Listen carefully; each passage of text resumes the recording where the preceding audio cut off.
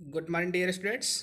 Class 11th के विद्यार्थी अपने शॉर्ट स्टोरी में आप लोग जो लेसन 1 है, the summer of the beautiful white horse, the summer of the beautiful white horse का आप लोग क्वेश्चन आंसर आज मतलब तैयार करें, लिखें और उसको समझें कि किस तरीके से आप उसको लिख सकते हैं।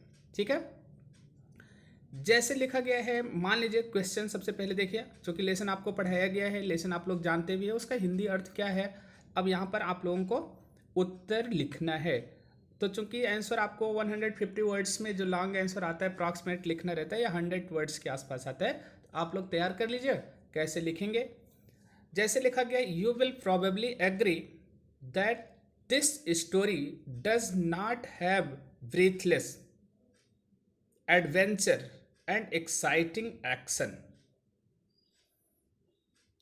Then what is your opinion makes it interesting?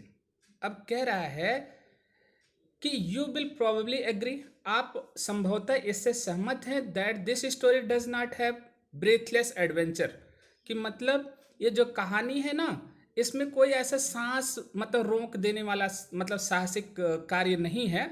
And exciting action, ना ही उसमें उत्तेजित करने वाला मतलब क्या एक्शन कार्य। Then what is in your opinion, तो आपके अनुसार क्या हो सकता है मेक इट इंटरेस्टिंग, इसे मजेदार बनाने के लिए आप क्या कर सकते हैं, आप कैसे कहानी में इंप्रूव कर सकते हैं।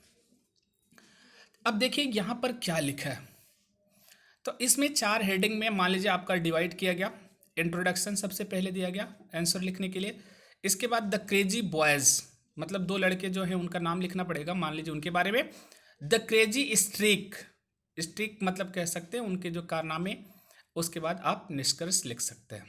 देखिए इंट्रोडक्शन में लिखते हैं द स्टोरी, देखिए कितने आसानी से लिखा गया। The story, the summer of the beautiful white horse does not have breathless adventure and exciting action, but in but it is interesting on account of the following things, लेकिन इन चीजों के आधार पर ये क्या है, इंटरेस्टिंग है। मतलब क्या ओपिनियन, मतलब किसके आधार पर इंटरेस्टिंग है, अब इन चीजों के आधार पर क्या है, मजेदार है। यद्यपि कैसी नहीं है, ब्रीथलेस नहीं है, मतलब सांस बंद करने वाला इसमें मतलब साहसिक कार्य नहीं है, कह सकते हैं। जैसे लिखा गया है द क्रेजी बॉय, बॉयज लिखा है, they long for a horse riding. उसके बाद आगे लिखा गया है they steal a horse for a ride, their desire is fulfilled, their dream is materialized, to them stealing a horse for a ride is not the same thing as stealing something else much as money। अब clear हो गया। मतलब ये कह सकते हैं कि दोनों बच्चे मतलब क्या थे, दोनों लड़के, जो मुराद था और दूसरे का क्या नाम था, अरमान, दोनों मतलब क्या थे, शौकीन थे, उनकी इच्छा थी घोड़े पर चढ़ने के लिए, जिसके लिए वे घोड़ा चुराते हैं और उस पर मतलब क्या होता है, बैठ करके अपनी इच्छा पूरी करते हैं। उसके बाद दियर ड्रीम मेटलाइज्ड, जो उनके स्वप्न था उसको मतलब जैसे कहते हैं ना, भौतिकतावाद से उसको जोड़ देते हैं, मेटलाइज कर देते हैं। आगे कह रहा है दे स्टील नहीं, to them stealing a horse for a riding not the same thing as stealing something else such as money. उन्होंने कहा मतलब घुड़सवारी करना या घोड़ा चुरा लेना अपने शौक को पूरा करने के लिए चोरी नहीं है, जैसे कि मतलब किसकी चोरी, पैसे की चोरी होती है। द क्रेजी स्टिक्स लिखा है। अब देखिए Khosrove is informed by his son that their house was on fire. अब कॉशरोवा का घोड़ा था, वो उन बच्चों को सूचित किया जाता है कि उसका घोड़ा क्या हो गया, जल गया। बट ही रोर्स, लेकिन वो दहाड़ता है, क्या दहाड़ता है, it is not, it is no harm, कोई नुकसान नहीं है। पे नो अटेंशन टू इट, मतलब इस पर कोई ध्यान नहीं देना चाहिए। These are his pet words, ये उसके क्या थे, मतलब पूरी तरह से पेट वर्ड्स थे। Mourad is considered the natural descendant of Khosrove, ठीक है कि नहीं, मतलब उसका जैसे कहा गया कि अनुयायी था, अनुसरण करने वाला। ही सेज, वह कहता है, I have a way with a horse, I have a way with farmers, I have a way with dogs, मतलब वो 3 स्टेटमेंट बोलता है। I have a way with horse, I have a way with farmers, I have a way with dogs. Okay, अब इसे conclusion में लिख सकते हैं क्या, the daring feats of 13-year boy makes the story interesting. देखिए, डेयरिंग फेस्ट मतलब work होता है और साहसिक कार्य, आगे सोच की वो कहानी को मजेदार बनाता है।